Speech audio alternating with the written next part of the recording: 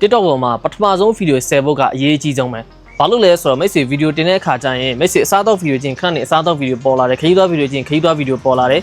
အထည်ရောင်းတဲ့ဗီဒီယိုချင်းခဏနေအထည်ဗီဒီယိုထပ်ပေါ်လာတယ်ဟုတ်တယ်မလားအဲ့ဒီတိုင်းပဲမိတ်ဆွေရဲ့ဗီဒီယိုတင်တဲ့အခါကျရင်လေ TikTok ကဘလို့ညွှန်းပေးရမလဲဆိုတာသိအောင် TikTok train ပေးရပါတယ်ဒါကြောင့်မလို့မိတ်ဆွေပထမဆုံး10ပုတ်ဒီတပုံစံနဲ့ဆိုတာအရာတစ်ခုတွေကိုပဲဒီဇိုင်းမမတ်ဖြစ်ရမယ်ဥပမာမိတ်ဆွေကဈေးရောင်းတဲ့ဗီဒီယိုအထည်ဗီဒီယိုဆိုရင်အထည်ဗီဒီယိုပဲရိုက်မယ်ခရီးသွားတဲ့ဗီဒီယို vlog တွေရိုက်မယ်ဆိုရင် vlog ပဲရိုက်မယ်ဟင်းချက်တဲ့ vlog ရိုက်မယ်ဆိုရင်ဟင်းချက်တဲ့ vlog ပဲရိုက်မယ်အစရှိသဖြင့်မိတ်ဆွေအရာတစ်ခုကိုဆွဆွဲမြဲမြဲလုံးမှအဲ့10ပုံလုံးဒီအဲ့လိုမျိုးဆွဆွဲမြဲမြဲလုံးထားတဲ့ဆိုရင် TikTok က train ပြီးသွားတယ်အော်ဒါဆိုရင်တော့လူတစ်ယောက်ကထားပါတော့အစားသောက်ဗီဒီယိုကြည့်တဲ့ဆိုရင်သူ့ဗီဒီယိုလေးညွှန်းပေးလို့ရပါလားဆိုပြီးတော့မှ TikTok train ပေးရပါတယ်ဗျဒါကြောင့်မလို့မိတ်ဆွေပထမဆုံး10ပုတ်ကအရေးကြီးဆုံးပဲကဲလို့ဒီဗီဒီယိုကြည့်နေတဲ့မိတ်ဆွေက TikTok မှာ viral ဖြစ်ချင်တဲ့ view follower လည်းရချင်တယ်ရောင်းအားလည်းရချင်တယ်ဆိုတော့မကြခင်မှာလုပ်မယ်အခမဲ့ TikTok marketing online တက်နေမှာလာရောက်လေ့လာဖို့တော့ဖိတ်ခေါ်လိုက်ပါတယ်